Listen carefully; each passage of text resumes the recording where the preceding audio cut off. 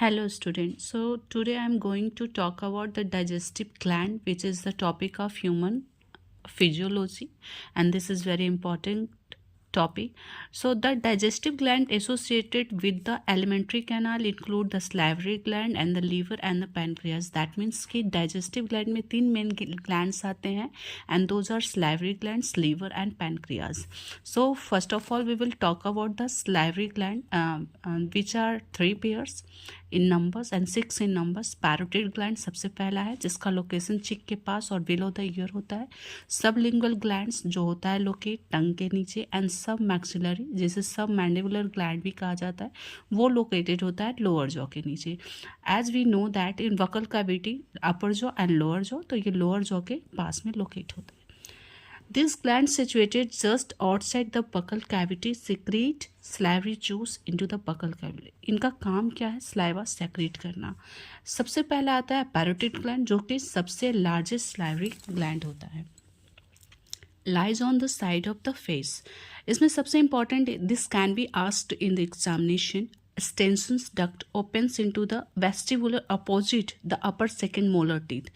कि upper second molar teeth के पास situated होता है, फ्लैटेंड होता है, येलोइश सलाइवरी ग्लैंड है ये.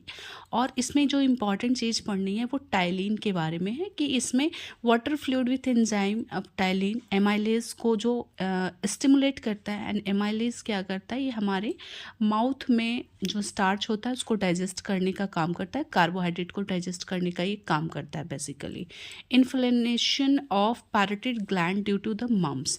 अगर इन्फ्लामेशन हो जाता है पैरोटिड ग्लैंड में तो वो डिजीज जो होती है, वो जो डिसऑर्डर होती है वो कहलाती है mumps. And mumps is a contagious viral infection in which painful swelling at the side of face. ये जस्ट फेस के जो साइड में हम बोल सकते हैं. तो मम्स में क्या होता है कि हमारा पेनफुल स्वेलिंग होता है. And the second one is sublingual gland which is present on the front part of the tongue. Sublingual gland duct known as duct of Arrhenius. This can also be asked.